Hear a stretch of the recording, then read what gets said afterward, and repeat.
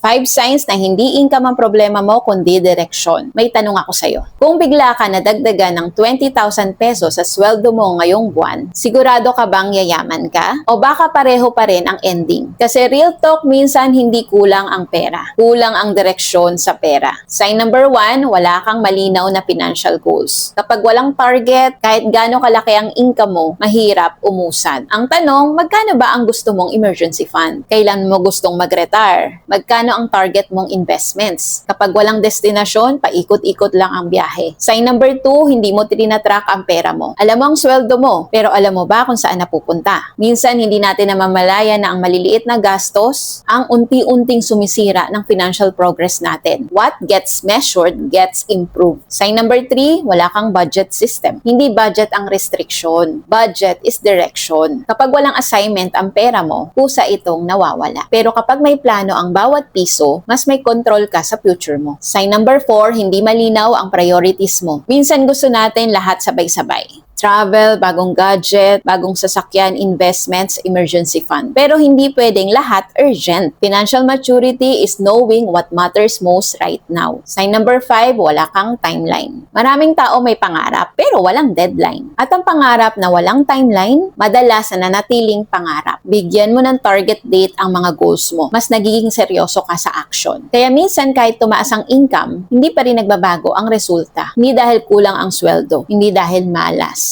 kundi dahil walang malinaw na plano. At honestly, ito ang isa sa pinakamalaking natutunan ko sa IMG. Doon ko natutunan ng financial literacy, budgeting, financial planning, at paying myself first. Doon ko na-realize na hindi sapat ang kumita ng pera. Kailangan alam mo rin kung saan ito pupunta. Kaya kung may isang bagay kang gagawin ngayong araw, ito yon. Huwag lang dagdagaan ng income. Ayusin mo rin ang direksyon ng pera mo. If you want to know more about IMG, message mo ko to know more about our financial literacy campaign. Check mo yung link sa bio. Retire early, live free, kayang-kaya, basta may tamang gabay.